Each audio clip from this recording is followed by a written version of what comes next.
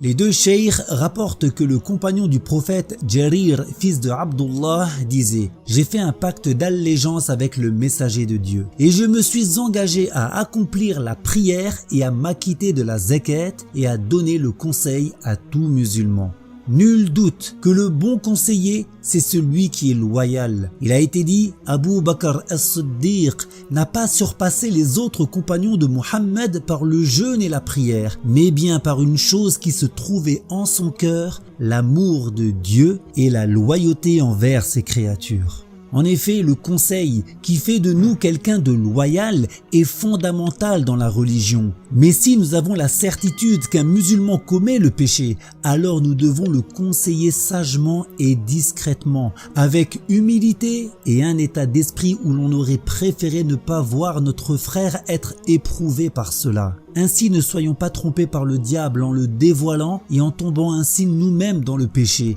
la médisance à son encontre. Rappelons-nous que quiconque couvre les péchés de son frère, Dieu lui couvre ses péchés au jour dernier, et que certains ont dit « Celui qui exhorte son frère en secret l'a effectivement conseillé, alors que celui qui l'exhorte en public l'a en fait blâmé. » Conseiller, c'est bien entendu commander le bien et condamner le mal, mais cela doit se faire avec tact et en suivant un protocole.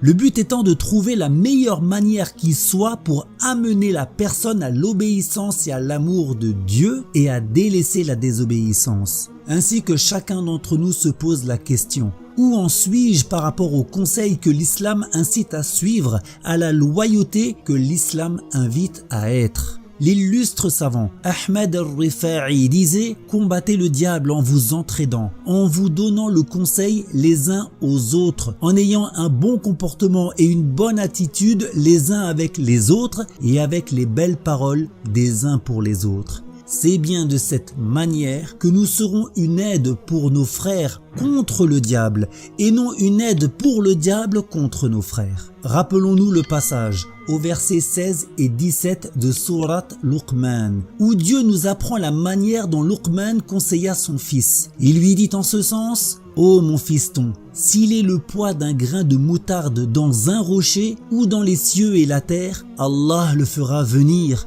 Certes, Allah est subtilement bienfaisant et profondément omniscient. Ô mon fiston, établis la prière. » On le voit ici, avant même de donner sa recommandation, Luqman s'adressa à son fils avec amour et proximité. Il ne lui dit pas simplement « Oh un tel » ni même « Oh mon fils », mais bien « Ya bunayya ». Ô mon fiston, mon enfant, qui est ici une forme de diminutif d'affection. Car comme il fut dit, fais-toi aimer pour être bien écouté. Le chemin des oreilles passe par le cœur. Ensuite, et encore une fois, avant de donner son conseil, Luqman exhorte son fils sur la bienfaisance et l'omniscience de Dieu. Il lui dit que quelle que soit la petitesse d'un acte de bien ou de mal, qu'il soit manifeste ou caché, Dieu le fera apparaître au jour du jugement et rétribuera son auteur. Et ce n'est qu'après cela que Luqman dit à son fils en ce sens « Établis la prière », c'est-à-dire accomplis-la régulièrement avec ses formes et comme il se doit. Voilà l'une des façons exemplaires pour donner le conseil, une façon si belle et enrichissante que Dieu l'a intégrée dans son livre honoré.